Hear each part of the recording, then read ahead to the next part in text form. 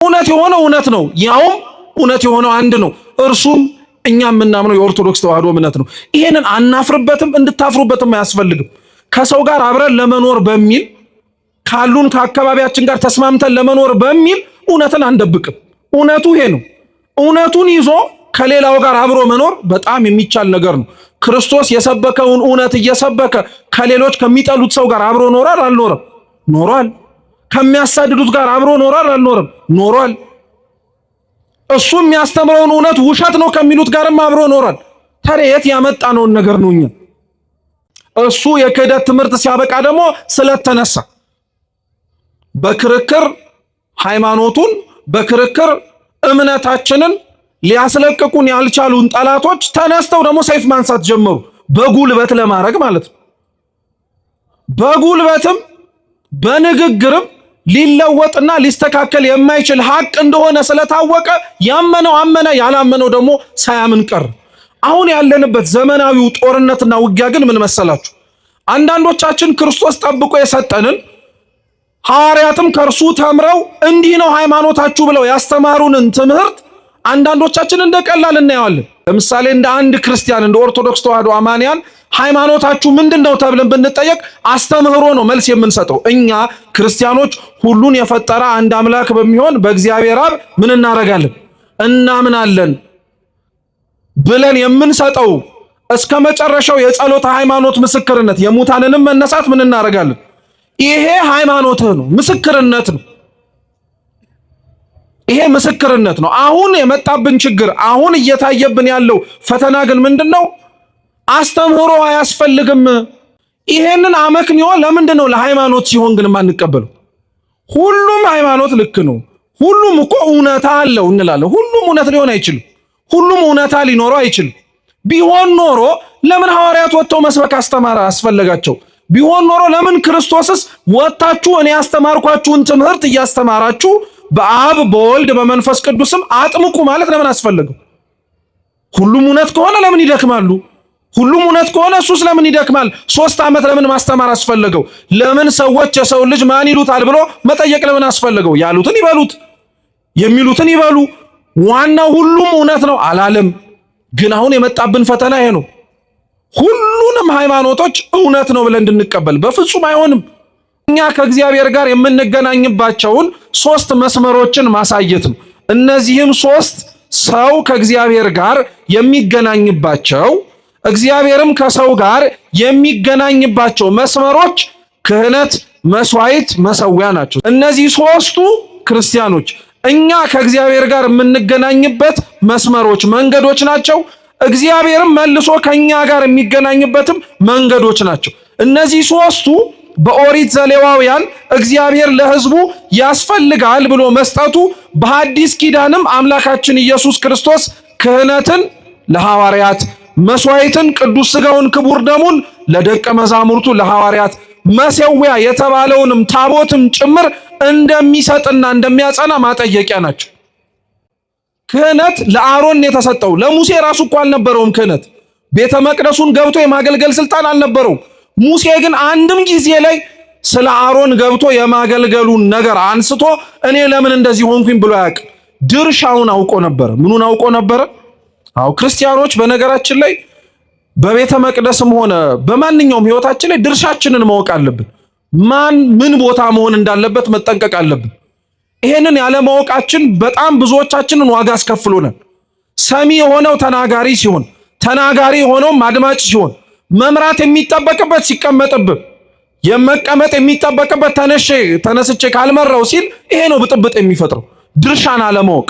ቤተ መቅደስ ውስጥ ገብቶ መገልገል የሚጠበቅበት አገልጋይ ካልሆንኩኝ ካለ ማገልገል እየተጠበቀበት ኃላፊነት እያለበት ደግሞ አይ አልፈልግም ብሎ ገሸሽ ሲል ይሄ ድርሻና ቦታን አለማወቅ እና እንደዚህ አይነቱን ነገር ነው ዳታን፣ አቤሮን፣ አሳፍና ቆሬ አመጽ ያስነሱት።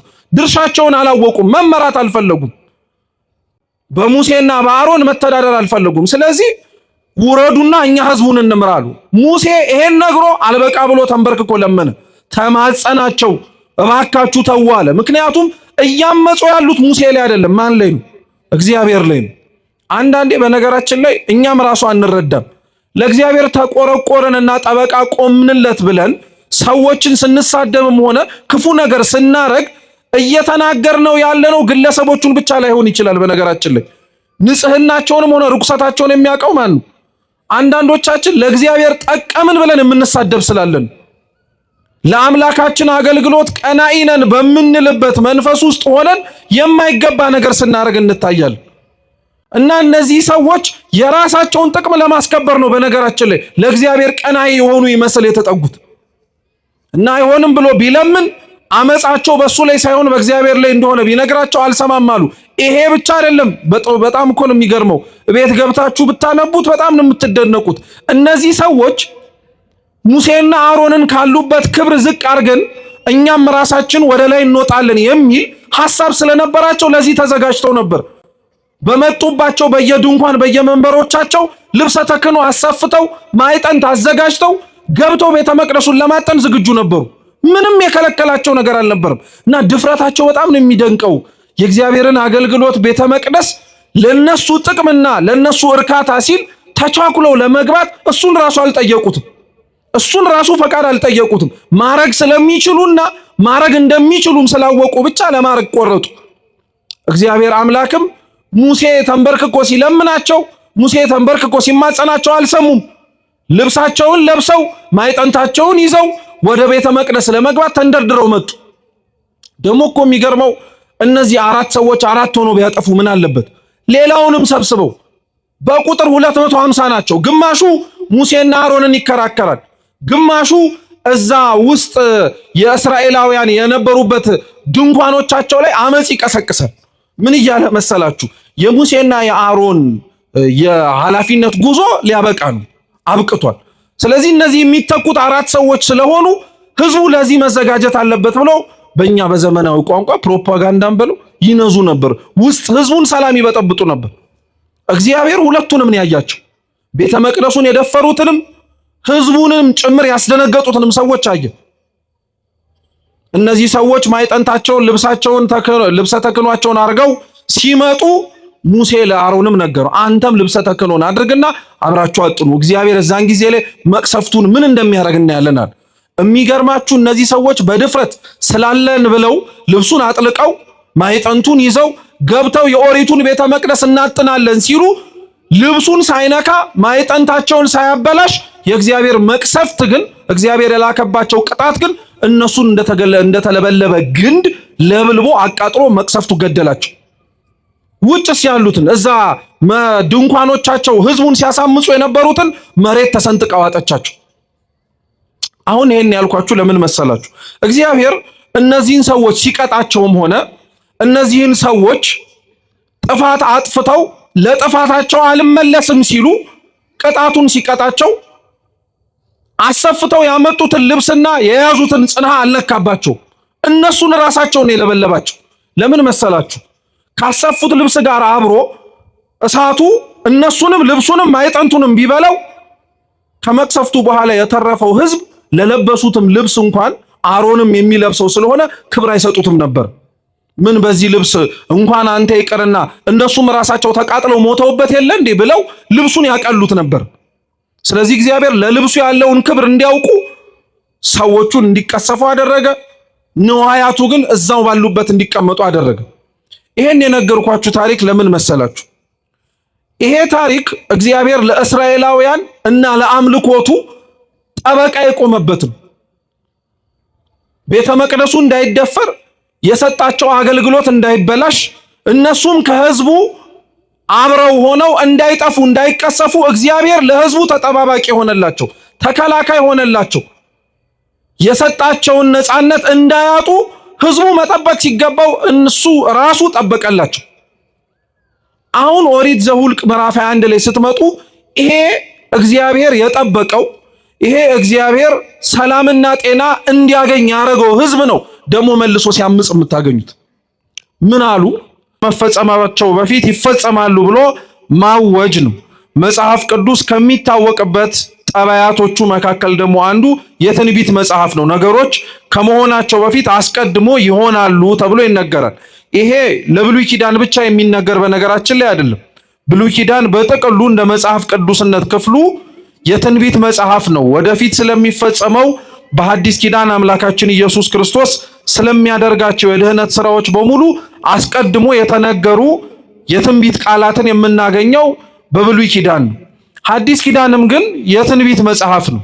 ሐዲስ ኪዳን ላይ ሁለት አይነት ትንቢቶች እናገኛለን። አንደኛው ጌታችን መድኃኒታችን ኢየሱስ ክርስቶስ የተናገራቸው ትንቢቶች አሉ። ራሱ አምላካችን ኢየሱስ ክርስቶስ በምድር ላይ ሲመላለስ ያስተማራቸው። ሁለተኛው ትንቢቶች ደግሞ ከክርስቶስ ዕርገት በኋላ ጌታችን የተናገራቸውን ያጸኑ፣ አምላካችን ያስተማራቸውን ትምህርቶች በዝርዝርና በስፋት በጥልቀት ደግሞ ተጽፈው የምናገኛቸው ደግሞ ትንቢቶች አሉ እና በመጽሐፍ ቅዱሳችን ታዲያ በትንቢት መነጽር ተጽፈው ከምናገኛቸው የመጽሐፍ ቅዱስ ክፍለ ምንባባትና ታሪኮች መካከል እኛ ያነሳነው ኦሪት ዘኍልቍ ላይ ተጽፎ የምናገኘው የመጀመሪያው ነው። ኦሪት የሚለው የመጽሐፍ ቅዱስ ቃል አቻ ትርጉሙ ብርሃን ማለት ነው። ኦሪት ማለት ምን ማለት ነው? ብርሃን ማለት ነው። ኦሪት በሚል መጠሪያ ደግሞ ተጽፈው የምናገኛቸው 5 መጽሐፍት አሉ። እኒህን መጽሐፍት ቤተክርስቲያናችን ሊቀ ነቢያት ሙሴ እንደጻፋቸው ታስተምረናለች። የመጀመሪያው መጽሐፍ ኦሪት ዘፍጥረት ነው። ዘፍጥረት፣ ዘልደት ተመሳሳይ የሆነ ትርጉም ነው ያለው። አምላካችን ልዑል እግዚአብሔር ፍጥረታትን ካለመኖር ወደ መኖር እንዴት እንዳመጣቸው የሁሉ አስገኚ እርሱ እንደሆነ ለማጠየቅ በዋነኝነት የተጻፈ መጽሐፍ ነው። ምንም እንኳን ኦሪት ዘፍጥረት ስለ ስነ ፍጥረት ያውራ እንጂ ስለ ስነ ፍጥረት ብቻ ግን አይናገርም። በተለይ ደግሞ ከምዕራፍ 3 በኋላ በነገራችን ላይ ኦሪት ዘፍጥረት ስለ ሰው ልጅ ታሪክ ነው የሚያወራው። ሰው እየበዛ እየተባዛ ያለውን ታሪክ ነው የሚያወራው። በዋነኝነት ደግሞ አርእስተ አበው ስለሚባሉት ስለ አብርሃም፣ ስለ ይስሐቅ፣ ስለ ያዕቆብ ኦሪት ዘፍጥረት ይናገራል። ሁለተኛው መጽሐፍ ኦሪት ዘጸአት ነው። እስኪ ኦሪት ዘጸአት በሉ። ኦሪት ዘጸአት ስለ መውጣት ነው የሚያወራው። ወደ ምድረ ግብጽ ወርደው ባሪያ ስለነበሩት ስለ እስራኤላውያን እንዴት እግዚአብሔር አምላክ በግሩም በሆነ በተአምራቱ ነቅሎ ከግብጽ ባርነት ነፃ እንዴት እንዳወጣቸው ተጽፎ የምናገኝበት መጽሐፍ ነው።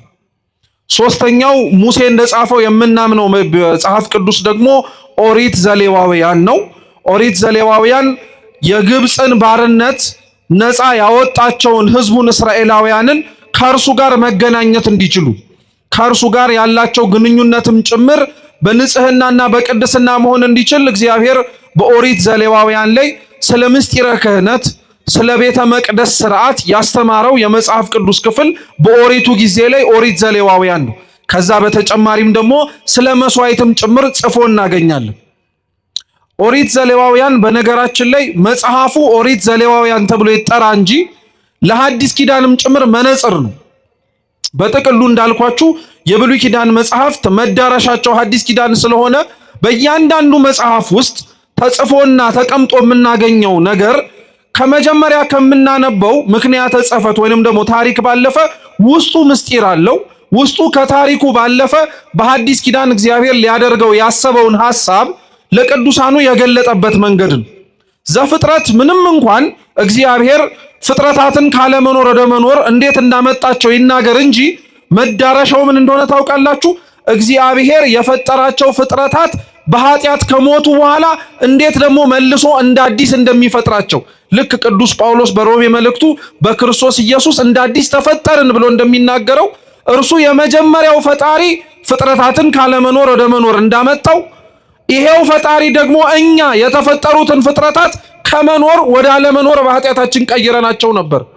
ጥፋታችን እኛን ብቻ ሳይሆን ዙሪያችን ላይ ያሉትንም ስነ ፍጥረታትንም ጭምር እንዲጎዱና እንዲጎሰቁሉ አድርጓቸው ነበር። ስለዚህ እሱ ፈጥሮ እኛ የገደልነውን እርሱ መልሶ ፈጥሮ እንዴት አዲስ እንደሚያደርጋቸው ኦሪት ዘፍጥረት አምላክ ሰው ከመሆኑ በፊት የተጻፈ የትንቢት መጽሐፍ ነው። ኦሪት ዘጸአትም ተመሳሳይ ነው።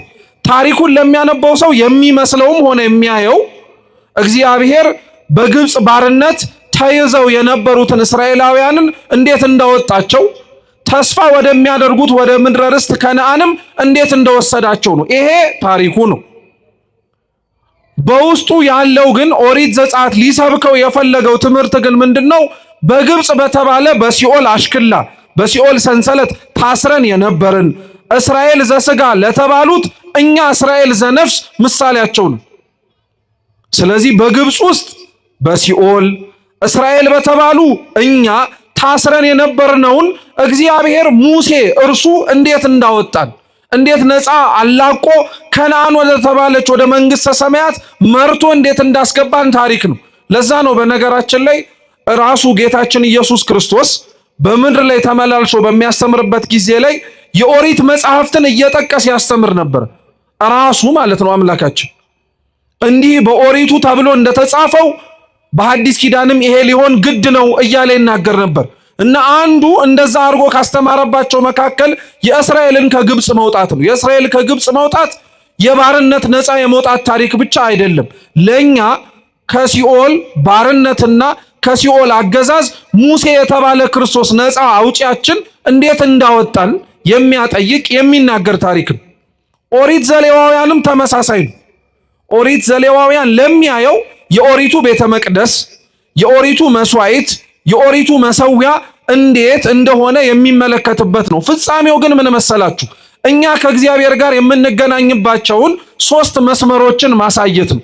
እነዚህም 3 ሰው ከእግዚአብሔር ጋር የሚገናኝባቸው እግዚአብሔርም ከሰው ጋር የሚገናኝባቸው መስመሮች ክህነት፣ መስዋዕት፣ መሰዊያ ናቸው። እስኪ ክህነት በሉ፣ መስዋዕት፣ መሰዊያ።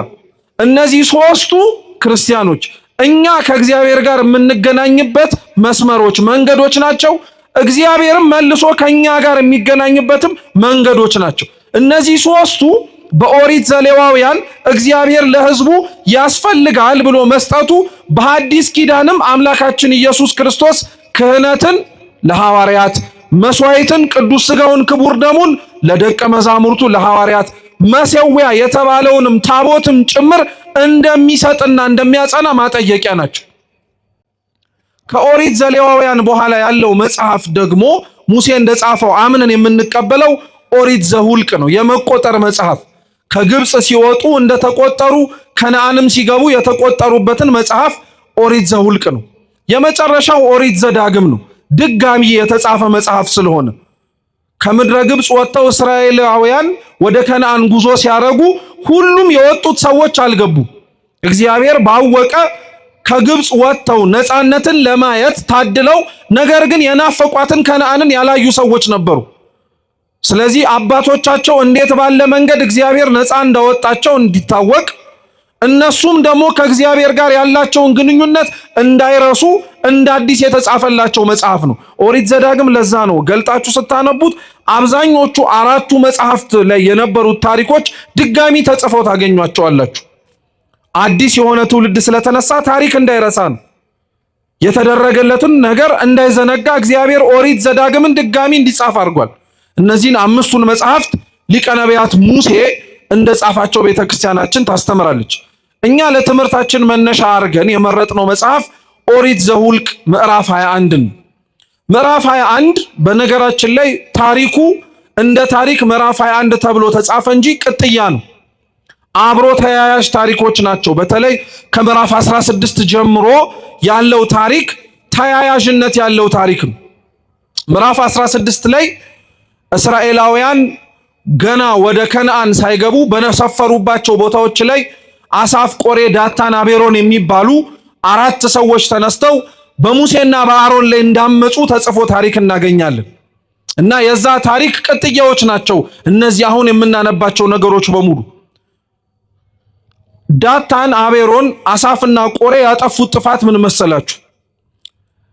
እነዚህ 4 ግለሰቦች ከእስራኤላውያን ቤት ተብለው ከሚጠሩት ከሮቤልና ከሌዊ ነገድ ተመርጠው የወጡ ናቸው። ጥያቄያቸው የነበረው ባጭሩ ምንድነው? ሙሴ እስራኤላውያንን ከግብፅ ባርነት አውጥቶ እዚህ አድርሷቸዋል። ስለዚህ ከዚህ በኋላ ወደ ከነዓን የመጓዙን የመምራቱን ኃላፊነት ደግሞ ከሙሴ መውረድና ሌላው ሰው መቀበል አለበት፣ ፍትሃዊ እንዲሆን ለማለት ነው። እየሰማችሁ ነው? ፍትሃዊ እንዲሆን ማለትም ሙሴ ብቻ ለምን ይመራል? ሙሴ ብቻ ለምን ኃላፊነት ወስዶ ከዚህ እስከዛ ድረስ ያለውን ጉዞ ይወስዳል? እኛም የድርሻችንን መወጣት አለብን የሚል ነው። ስንሰማው ጤናማ ይመስላል። በነገራችን ላይ እናግዝ የሚል ይመስላል አይደል? ግን ጥያቄው በውስጥ ታዋቂነት የነበረው ምንድነው? እኛ ከሙሴ በምን እናንሳለን? እኛ ከሙሴ በምን እናንሳለን? ሙሴ ማን ስለሆነ ነው አውጪም አስገቢም የሚሆነው?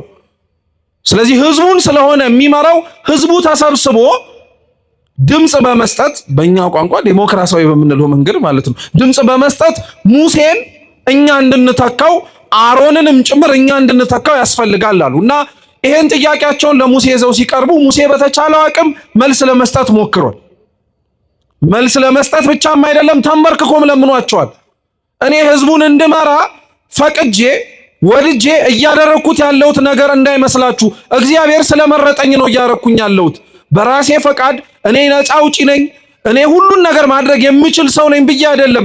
እግዚአብሔር ግን ከምጠብቅበት ከበግረኝነቴ ጠርቶ ለዚህ ዓላማ መርጫለሁ ስላለኝ ነው። ምን አለ ሙሴና እግዚአብሔር ህዝቡን ምራ አልመራም ሲባባል የነበረውን ግብ ቢያዩ ኖሮ እነዚህ ሰዎች እንዲህ ብለው አይናገሩም ነበር። በጣም ነው የሚገርማችሁ። ሙሴ ህዝቡን ላለመምራት ያላረገው ጥረት የለም። እግዚአብሔር በዛች በዕፀጳጦሱ ውስጥ ሲያነጋግረው እኮ ሙሴ ይሄንን እኛ እንምራው ብሎ የተናገረውን ህዝብ ላለመምራት ብዙ ተናግሯል።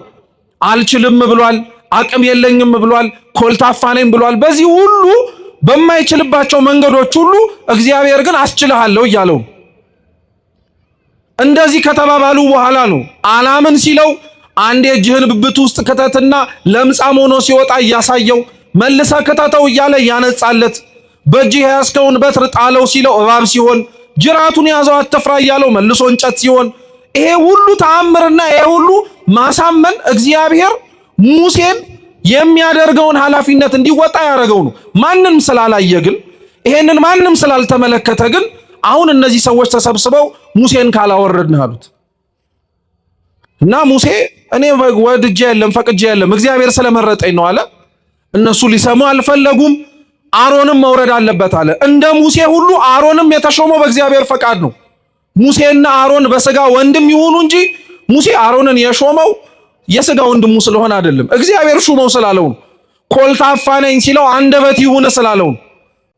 ክህነት ለአሮን የተሰጠው ለሙሴ ራሱ እኮ አልነበረውም። ክህነት ቤተ መቅደሱን ገብቶ የማገልገል ስልጣን አልነበረው።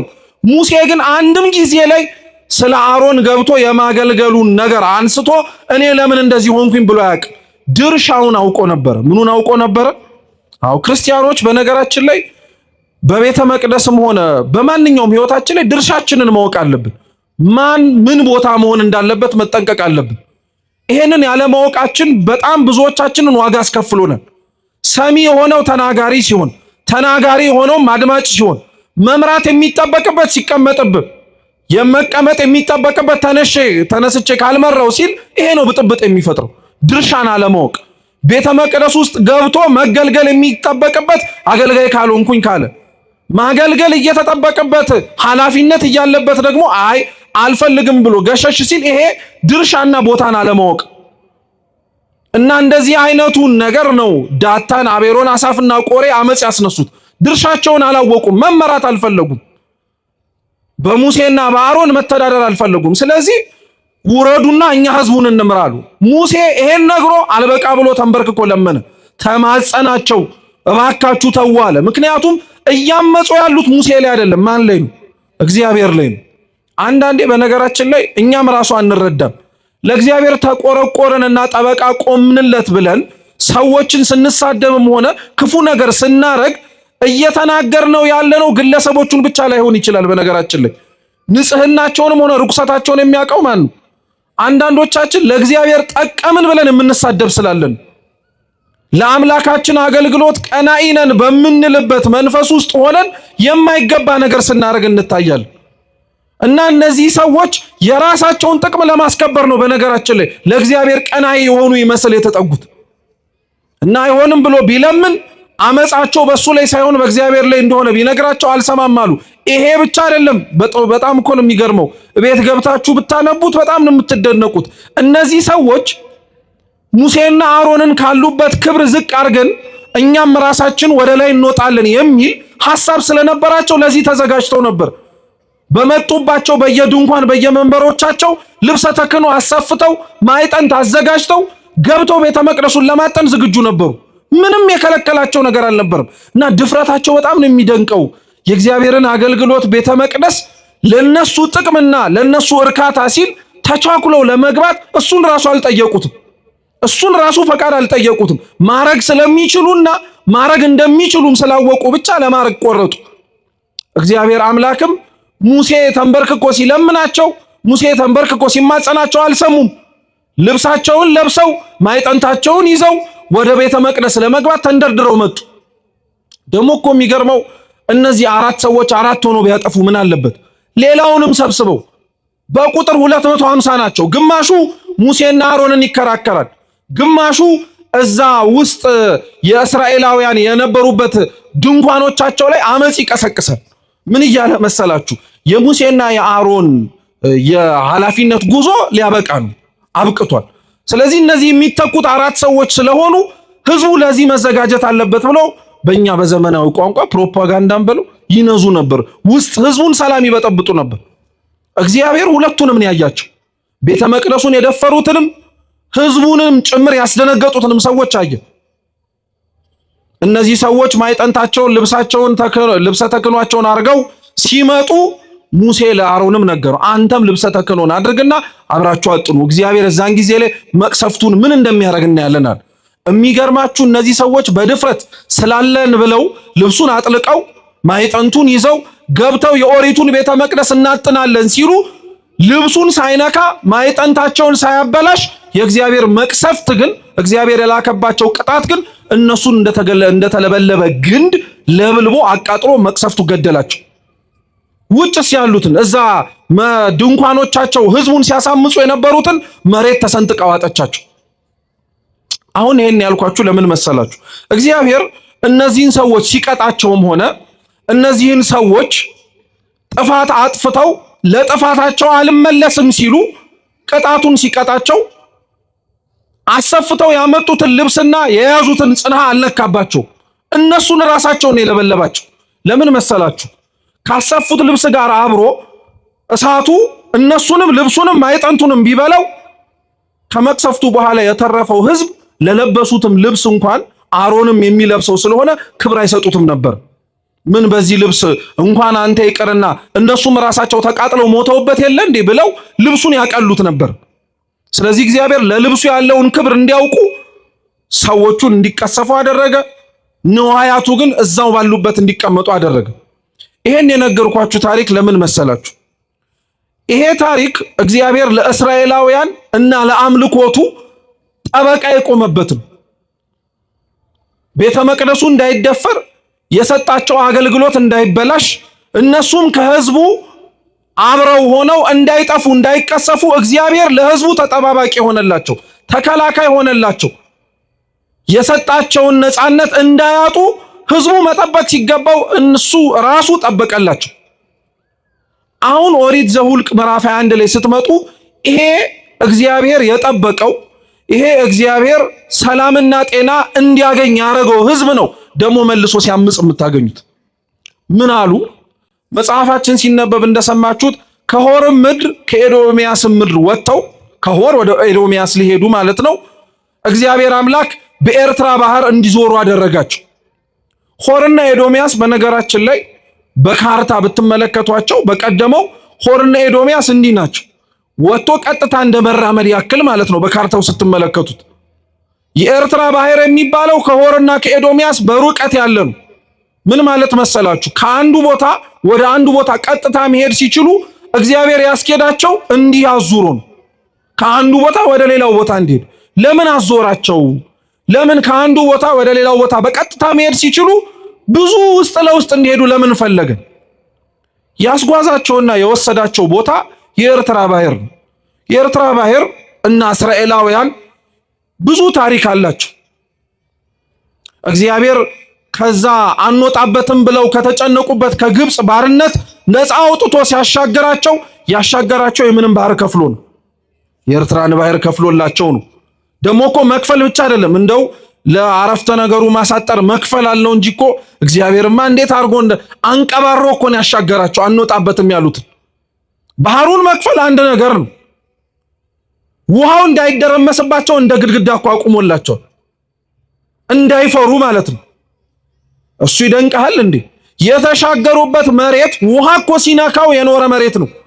ጭቃ አይሆንም አድርቆላቸው ሲሮጡ አዳልጧቸው እንዳይጎዱ ብሎ እግዚአብሔር ሲያሻግርህ እንዲህ ነው። አልወጣበትም ካልከው ከግብፅ አሽከላ ነፃ ሲያወጣ መንገዱንም ጭምር አስተካክሎልህ ነው። ውሃውን እንደ ግንብ አቁሞ መሬቱን አድርቆላቸው እንዳይፈሩ ደግሞ ጽናትና ብርታትን ሰጥቷቸው። እስኪ እናንተ አስቡት፣ አገራችን ላይ እንኳን ያለው ወንዝ የምታውቁት የመጣንበትም ሊሆን ይችላል፣ በየአካባቢያችን ያለውም ጭምር እኩል መሃል ለመሃል ተከፍሎ እንደ ግንብ እንደ ግድግዳ ቆሞ እስኪ ተሻገሩ ብንባል እንሻገራለን? እንኳን ውሃው ተከፍሎ ይቅርና እኮ ውሃው ላይ የተሰራውን ድልድይ እንኳን እኮ እንጠራጠራለን። እኛ ቢፈርስስ እንላለን። ተበጥሶ ውሃውስ ብገባስ ብለን እንደናገጣለን።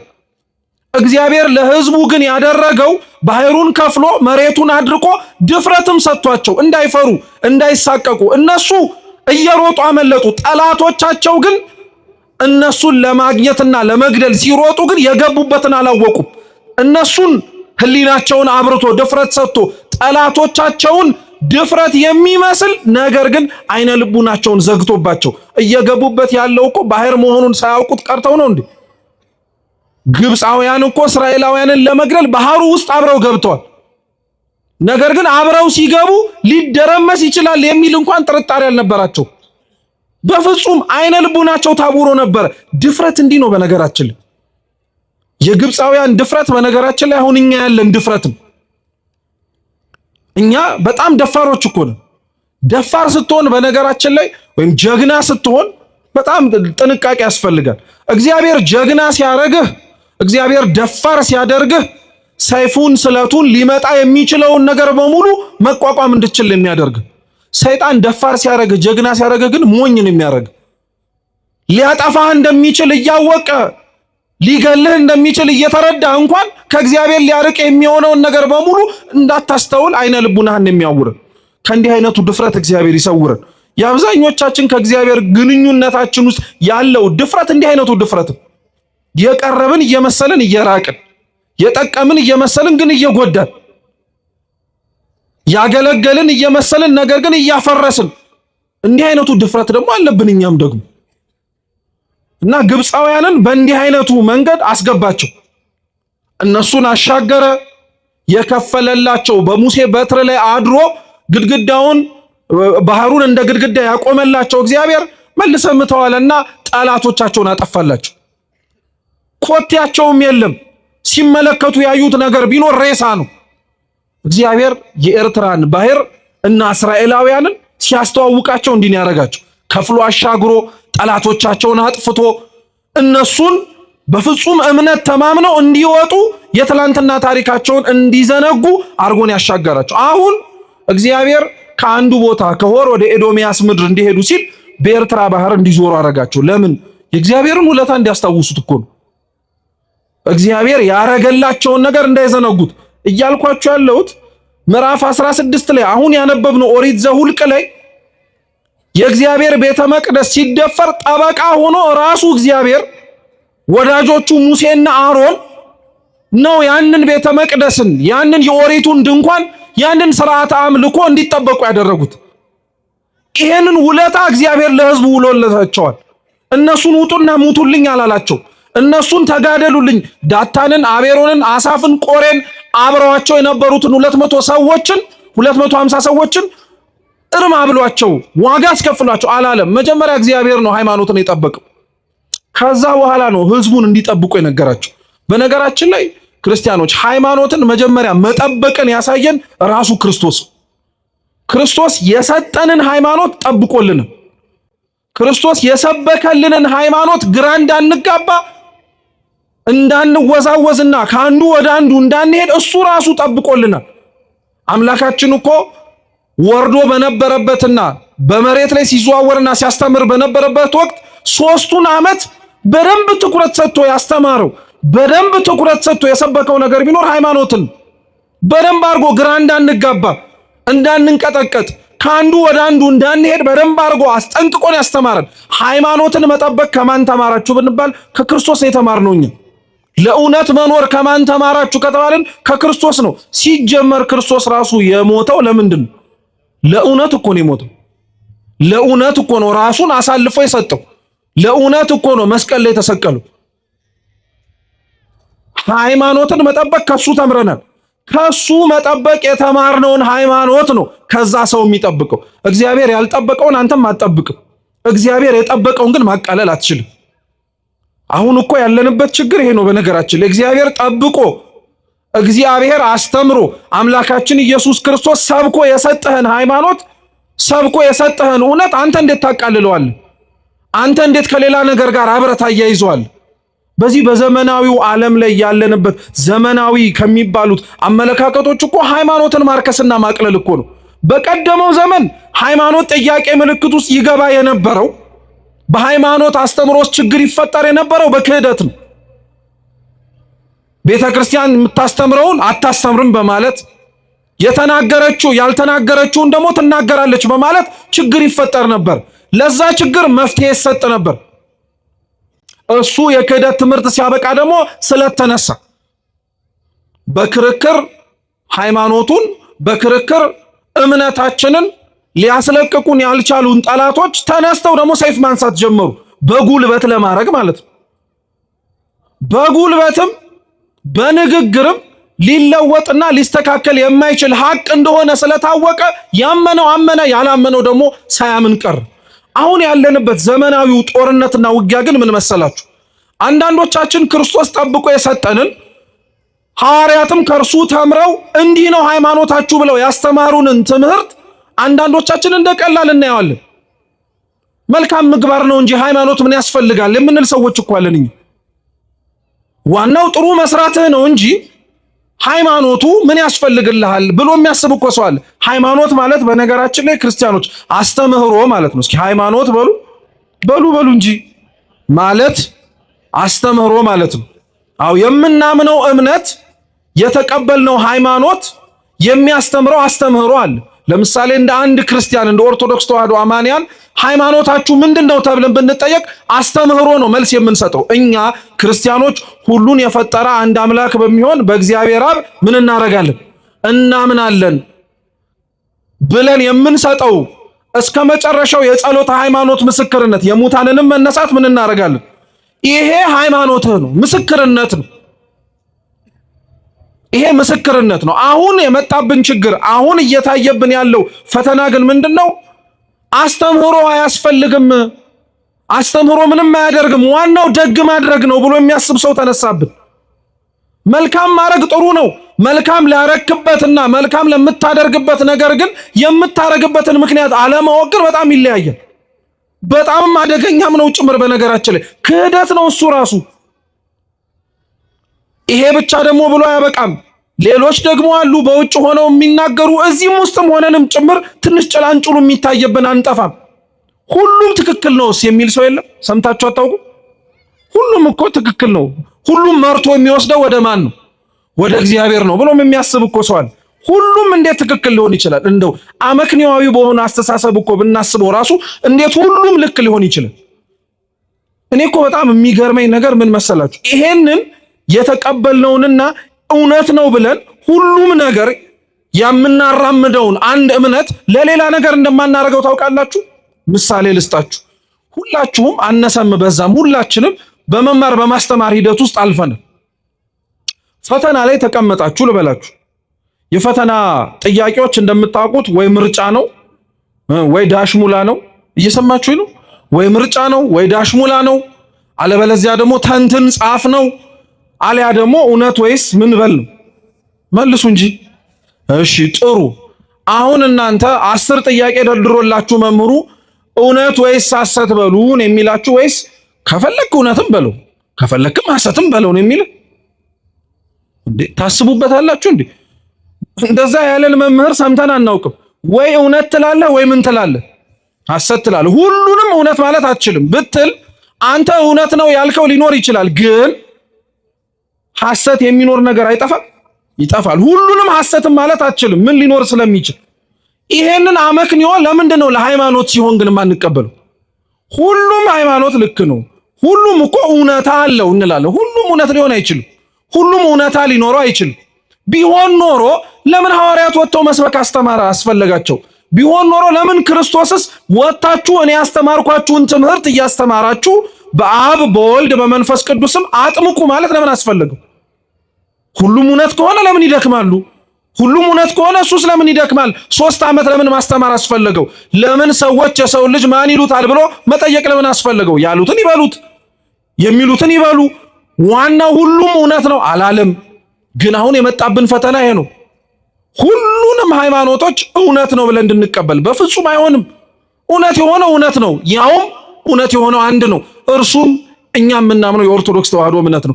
ይሄንን አናፍርበትም፣ እንድታፍሩበትም አያስፈልግም። ከሰው ጋር አብረን ለመኖር በሚል ካሉን ከአካባቢያችን ጋር ተስማምተን ለመኖር በሚል እውነትን አንደብቅም። እውነቱ ይሄ ነው። እውነቱን ይዞ ከሌላው ጋር አብሮ መኖር በጣም የሚቻል ነገር ነው። ክርስቶስ የሰበከውን እውነት እየሰበከ ከሌሎች ከሚጠሉት ሰው ጋር አብሮ ኖሯል አልኖረም? ኖሯል። ከሚያሳድዱት ጋር አብሮ ኖሯል አልኖረም? ኖሯል። እሱ የሚያስተምረውን እውነት ውሸት ነው ከሚሉት ጋርም አብሮ ኖሯል። ታዲያ የት ያመጣነውን ነገር ነው እኛ? ታዲያ የት የተሰበከልንና ያየነውን እውነት ነው እንደዛ ብለን የምንናገረው? የለም። ግን አሁን እንደዛ እየሆነብን ተቸገርን። ሃይማኖትን ክርስቶስ ጠብቆ አሳይቶናል፣ እኛም እንጠብቀዋለን። ሃይማኖትን ክርስቶስ ሰብኮልናል፣ ብንችል እኛም እንሰብከዋለን። የቻልን ባንደበታችን፣ የበረታን ደግሞ ከቃላችን ባለፈ በእውነትም በመኖርም ጭምር እንሰብከዋለን። ይሄንን ነው እርሱ ጠብቆ አሳያቸው። መጀመሪያ ቤተ መቅደሱን አስጠበቀ፣ ክብረ ክህነቱን አስጠበቀ፣ ሁሉንም ነገር አስጠበቀላቸው። አሁን ያስጠበቀላቸውን ያንን እምነታቸውን እነሱ ደግሞ መጠበቅ የሚያስፈልጋቸው ጊዜ ደረሰ። ትላንት እምነቱን እንዳስጠበቀላቸው ሊያጠፏቸው ከተነሱት ከሐሰተኛ ካህናት እንዳዳናቸው ረስተው ነበረ። ስለዚህ በኤርትራ ባህር እንዲዞሩ አረጋቸው። የኤርትራ ባህርንም ሲያዩት ምንም ትዝ ሊላቸው አልቻለም። የሚገርም እኮ ነው የሰው ጠባዩ፣ በጣም ነው የሚደንቃችሁ። አርግልኝ ብለን የለመነውን ነገር ከእግዚአብሔር ተቀብለ እያየው እግዚአብሔርን መርሳት አያሳዝን? ለምነ በተቀበልከው ትዳርህ ውስጥ እግዚአብሔርን መርሳት፣ ከእግዚአብሔር ለምነ የተቀበልከው ልጆችህን እያየ እግዚአብሔር ትዝ አይልህም። በጣም ነው የሚያሳዝነው። አምላክህን ለምነህ ባገኘኸው ትዳር እግዚአብሔር ትዝ አይልህም፣ ትረሳዋለህ። ከእግዚአብሔር ተቀብለህ እግዚአብሔርን ከሚያስረሳ ነገር በሙሉ መራቅ አለብህ። ከእንዲህ አይነቱም ጾር እግዚአብሔር ይሰውረን። አብዛኞቻችን ከእግዚአብሔር ተቀብለን እግዚአብሔርን ግን ረስተነዋል። እነሱም እንዲህ ነው የሆኑት። ሃይማኖታቸውን ያስጠበቀላቸውን አምላክ ረሱት። ትላንትና ከምን እንዳወጣቸው እንዲያስታውሱ በኤርትራ ባህር ያዞራቸውን አምላክ ረሱት። ይሄም አልበቃቸውም። እስራኤላውያን እኮ በነገራችን ላይ ሲያጠፉ እስከ ጥግ ነው የሚያጠፉት። ትንሽ ነገር አጥፍተው አያውቁም። በነገራችን ላይ የእስራኤላውያን የጥፋት ችግር የኛም ነጸብራቅ ነው። አንዳንዶቻችን ግልጽ ካልሆነልንም ጭምር በዚሁ አስረድተነው እንለፍ። ብዙ ስብከቶች የቤተ ክርስቲያን የሚያውጠነጥኑትም ሆነ ሲናገሩ እስራኤላውያን ሲባል ትሰማላችሁ አይደል? እና አንዳንድ ሰው ለምንድን ነው እኛ ስለ እስራኤላውያን የምንሰበከው? ለምንድን ነው ስለነሱ የሚወራልን? ያለንበት ሁኔታ፣ ያለንበት ሀገር፣ በምንኖርበት ሀገር የምንጠራበት መጠሪያ አለ። ለምንድን ነው እስራኤል የሚባለው እስራኤላውያን እየተባለ የሚሰበከው? አንደኛ በነገራችን ላይ ማወቅ ያለብን መጽሐፍ ቅዱስ አምላክም ሰው ሆኖ የወረደበት ሀገር ይወርድበታልም ተብሎ የተጠበቀለት ሕዝብ ተስፋ የተነገረው እስራኤላውያን ናቸው። ያን ሀቅ መሻር አንችልም። ሁለተኛው ግን ምን መሰላችሁ? እስራኤላውያን ያለባቸው ችግር የኛ ችግር ስለሆነ ነው። በእስራኤላውያን ውስጥ የምንመለከተው መልካምም ይሁኑ ክፉም ነገሮች ከኛ ጋር ይበዛ ያንሳል እንጂ መመሳሰሉ አይቀርም። እና ለዛ ነው እስራኤላውያንን ሁሌ እያነሳን የምንማርባቸው እኛ እስራኤላውያን ስለሆንን ነው። በምንወለድበት ሀገር እንደዛ ተብለን አንጠራ እንጂ እስራኤል ዘነፍስ ነን።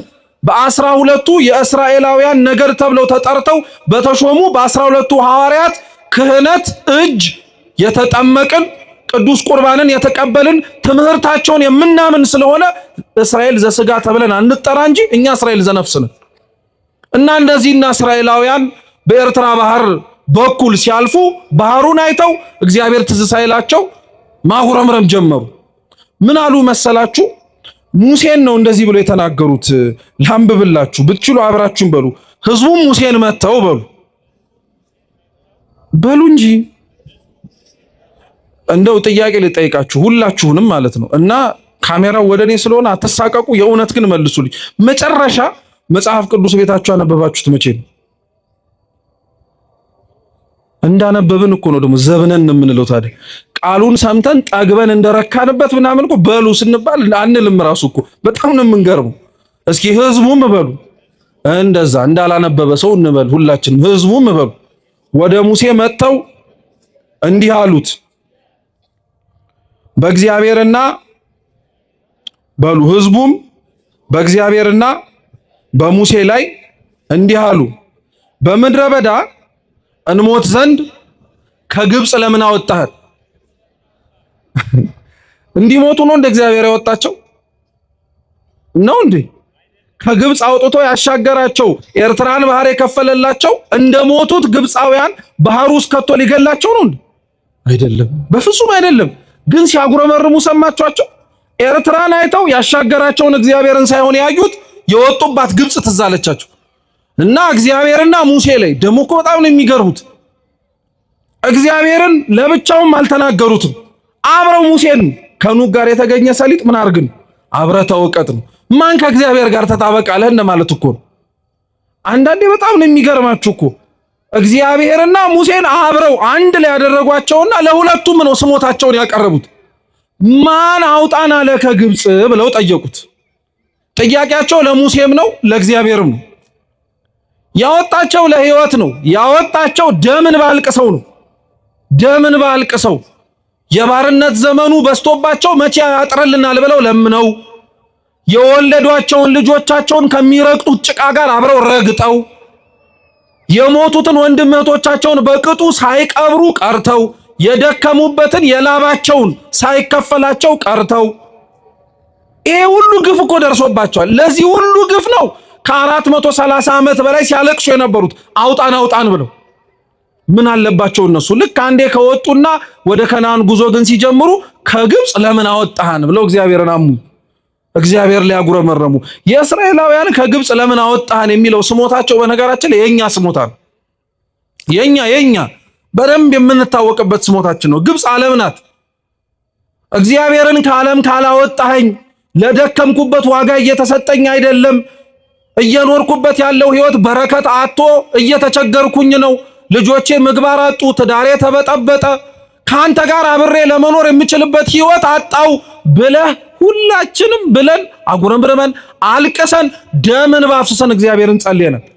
ልክ እንዲህ ያልናት ጊዜ ልክ መጥቶ የመሻትህ የልቡና ፈቃድ በሙሉ ከኃጢአት በቀር እግዚአብሔር ልክ እንደሰጠህ አብሮ የሚመጣ ግን መስቀል እንዳለ እንረሳዋለን። እግዚአብሔር ከግብፅ አውጣን ሲሉት አውጥቷቸዋል፣ ነፃ አውጥቷቸዋል። ነፃ ከወጣቸው በኋላ ግን አብረው እነሱ ደግሞ መሸከም የነበረባቸው ችግሮች ነበሩ። አብረው መሸከም የነበረባቸው መስቀሎች ነበሩ። ለነዛ ዝግጁ አልነበሩ። ከግብፅ ሲወጡ እነሱ ከነዓን በ40 ቀን ነበር መግባት የፈለጉት። አሸዋ ሳይነካቸው፣ ፀሐይ ሳያቃጥላቸው፣ ምንም ነገር ሳይሆኑ። ደግሞ እኮ የሚገርመው እግዚአብሔር ይሄን አድርጎላቸዋል። አሸዋው ግለቱ እንዳያቃጥላቸው ከመሬት አንድ ስንዝር ከፍ አድርጎ፣ የፀሐዩ ግለት እንዳይበላቸው በደመና ጋርዶ፣ አሁን እንደተሰበሰብንበት ብርሃን በሌለበት ጨለማ በበረሃ ሲጓዙ የብርሃን አምድ አቁሞላቸው፣ ጠላቶቻቸው ከፊት እንዳያጠቋቸው ቀድሞ መንገዱን አስተካክሎ፣ ከኋላ ያለፏቸው ጠላቶቻቸው መተው እንዳያስደነግጧቸው ከጀርባ ጠብቋቸው። እግዚአብሔር እውነቴን ልንገራችሁ ለእስራኤላውያን ምን ያላረገላቸው ነገር አለ? እግዚአብሔር ለአንተ ምን ያላረገልህ ነገር አለ?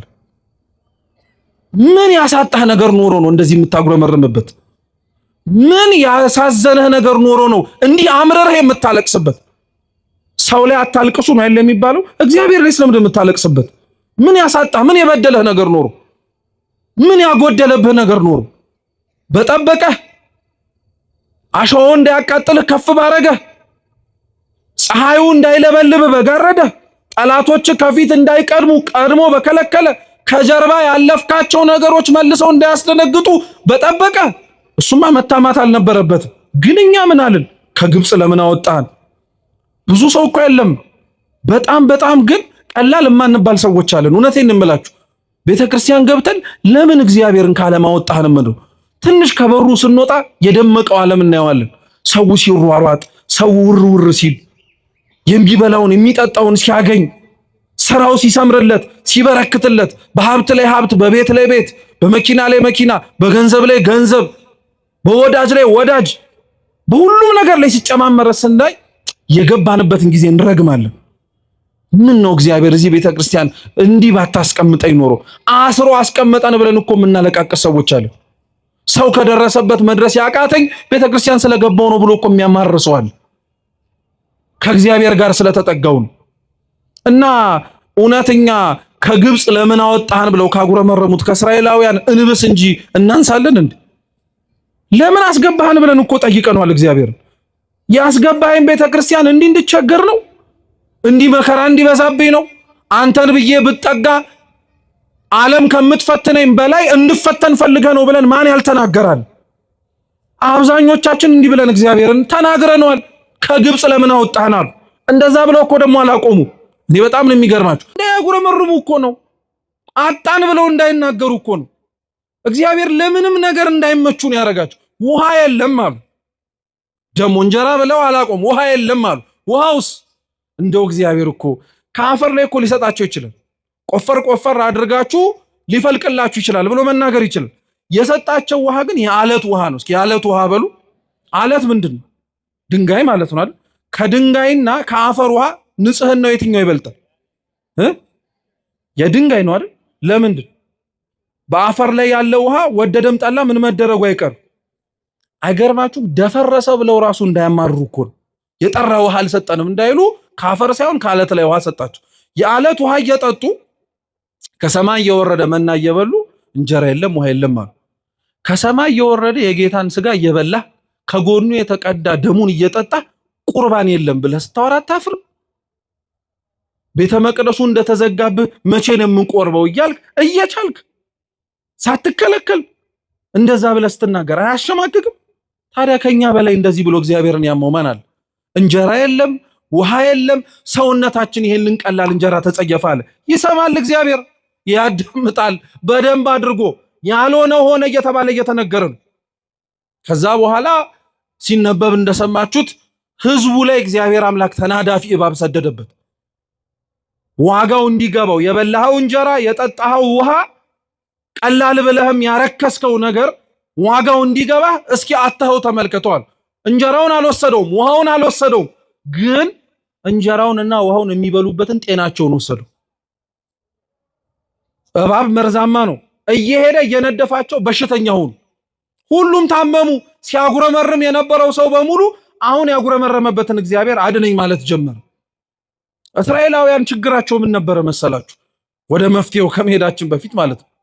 እግዚአብሔር ያረገውና ያረገላቸውን ነገር እንዳልተደረገላቸው መቁጠሩ ነው። በነገራችን ላይ እስራኤላውያን ህዝቡ ለእግዚአብሔር እያቀረበው ያለው ጥያቄ ወይም ችግርን በለው የእስራኤላውያን ችግር ብቻ አይደለም። በየዘመናቱ የነበሩ እግዚአብሔር አድርጓቸው ሰርቷቸው ፈጽሟቸው ሆኗቸው ነገር ግን አይ በፍጹም እያሉ የሚነሱ ክህደቶች በሙሉ ምንጫቸው መካከል አንዱ ይሄ ነው። በሃይማኖት ላይ በሚነሱ በማንኛውም አይነት ዘርፍ ማለት ነው የሚነሱ ጥያቄዎች ወይም ክህደቶች ምንጫቸው ምንድን ነው ብላችሁ ብትጠይቁ የመጀመሪያው ይሄ ነው። የመጀመሪያው አንደኛው የምናገኘው ይሄ ነው። ምን ብትሉ የሆነውን እንዳልሆነ መናገር። እንጀራውን ቀላል ነው ማለት፣ የተሰጠህን የለም ማለት። በቤተ ክርስቲያን ታሪክ ላይ እኮ በሃይማኖት ሳይጎል እንደ እንጀራ ጠግበው እንደ ውሃ ጠጥተው የረኩበትን ምስጢር የለም ብለው አምተው ተናግረው ከሃይማኖት የወጡ አሉ። አንድ ስለዚህ እንጀራ ያርቃል ማለት ነው። ውሃ ያርቃል ማለት ነው። ሐሰት ያስወጣል። አንድ ሁለተኛው ሰው ከሃይማኖት እንዴት ይወጣል መሰላችሁ? ሰው ከሃይማኖት የሚወጣው ደግሞ